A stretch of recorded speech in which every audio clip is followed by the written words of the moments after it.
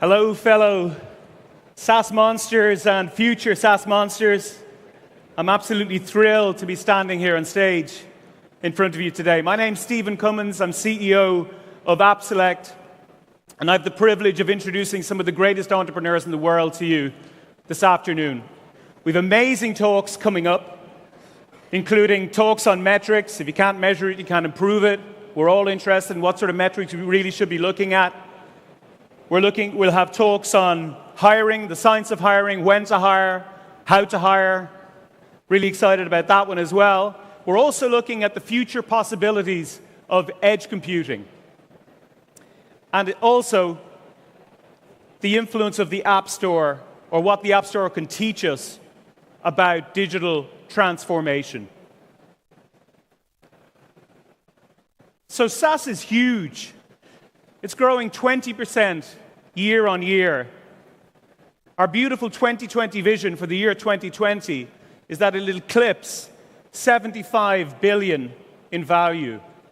So we all must be amazing at selling. We must be amazing at innovation, right? Maybe.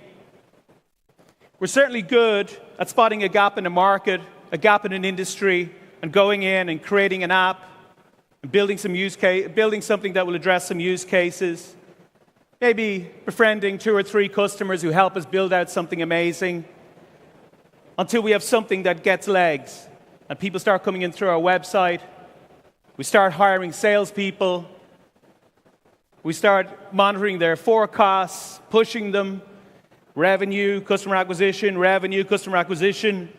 So we must be great at innovation and sales. Well, I think we're good at the buyer journey. And I think we're good at spotting a problem and swiftly creating a solution for it. What I don't think we're that good at yet is customer success. And I believe that customer success is something you should bring into the heart of your company from day one. Customer success is not just something that happens after sales. It should infiltrate everything in your company. And I'm going to argue that we should do that from day one. At the beginning of 2003, I joined a startup in Dublin. It was called Salesforce.com. And Salesforce actually set up the Dublin office within 1 year of San Francisco. So it's not well known, but Dublin was really part of Salesforce as a startup. In my initial position, I had to deliver training all over Europe. I was a one-man training department. We were that small. And the reason I was in that position was I'm blessed or cursed with the ability to speak different languages. And it was an exhausting initiation into an industry that was being created at the time. I remember after 3 or 4 months delivering training to Salesforce administrators and users in 5 different cities, in 5 different languages in Europe in 1 week. Software AG was that customer. And I remember being absolutely exhausted at the end of it. But most of it was thrilling, and all of it would have been okay, only for one thing. There was a problem.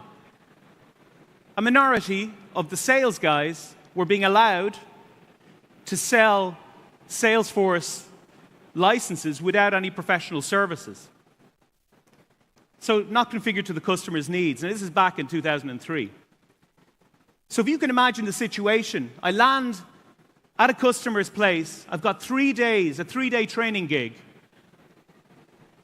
The Salesforce instance has been configured a little bit and badly, and there's some data in it. And I just can't deliver training on it because it's not aligned to their business needs.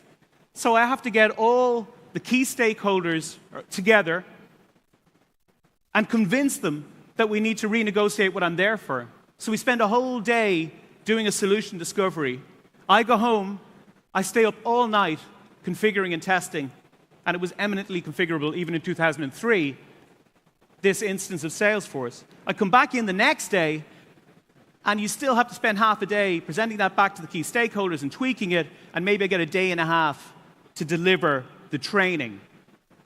And maybe I get a good night's sleep on the 3rd night. So it was killing me.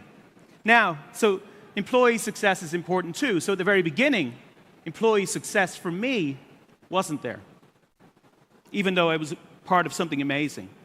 Now, at the same time, a guy in Dublin who was one of the co-founders of the Dublin office of Salesforce EMEA, called Dave Dempsey, was crunching some numbers and realized that Salesforce had a problem, not completely unrelated to that. They had a 7.5% attrition rate, which meant they were losing their customers in a year. Now, if you can imagine, it was easy not to spot that because they were growing 400 or 500% per annum. And SaaS was completely new. They were writing the book on it. So he put together a very dark presentation. He painted a dark vision of the future if we didn't do something about it. And he went across the pond and presented to the C-suite of Salesforce. And forevermore, they called him Dr. Doom after that, which we all thought was funny in Dublin. Anyway, Mark Benioff listened to him and said, "Okay, Dave, I know there's a problem. Why don't you go back to EMEA, set up a team to solve that problem, and if you can solve it there, we'll adopt it company-wide." He went back to Dublin. He got 3 of us together, including myself, and he created the first customer success management team. We were all called customer success managers. If you go to Wikipedia, they'll tell you that didn't happen until 2010 or something. Well, this was the start of 2004, 1 year later. So we got in with customers, the medium ones, the medium-sized and the large ones. We got to understand what good business outcomes for them were. We got to start building processes around onboarding people. And we started to create templates for different industries and for different situations. We started to make it easier to go in and make our customers successful by listening to them. Customer success, so as a result of that, within 12 to 18 months, the attrition was reduced down to less than 1%, from 7.5%. That's really true. And before it had even hit that, Mark Benioff was convinced, and from then on, he became maniacally focused on customer success. And that grew into something called Customer for Life, which encompassed all the departments in the company. So customer success is not just onboarding and processes and tech enablement and account management. It's not just an after-sales thing. Customer success is about asking and caring about and listening to and doing something about what your customers and your partners and your employees care about. What's success for them? It's about understanding what good personal outcomes and business outcomes are for those people.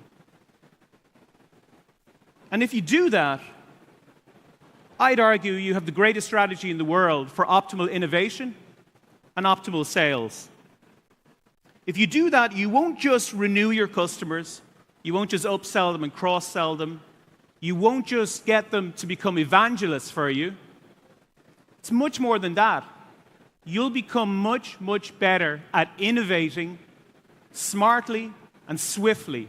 Of course you will, because you understand what it is that makes the important people in your business and around your business successful. You'll also become better at setting deliverable and consistent expectation. You'll become much better in the long term at sales. You'll know how to position the right value to the right customers. And that's why I would argue that you should bring customer success into the heart of your company from day one. It is the greatest strategy for optimal sales and optimal innovation. Okay, so that's all I wanted to say about customer success. We have an amazing talk coming up.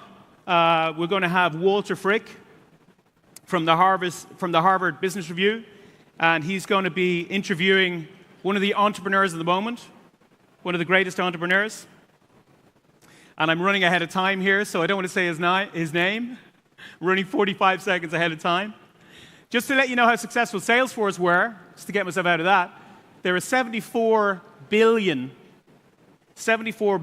market cap company, and at that size, they are dwarfed by their own ecosystem. Utterly dwarfed. They're ranked number 1 by Forbes almost every year. Tesla beat them 2 years, across every industry. And that all comes from a maniacal focus on customer success. So, Now I think it is time for me to introduce the guys. I'd like you to welcome onto stage Walter Frick from the Harvard Business Review. And he's going to be interviewing one of the greatest entrepreneurs of our time, an entrepreneur who really knows how to bring customer success, Stuart Butterfield from Slack.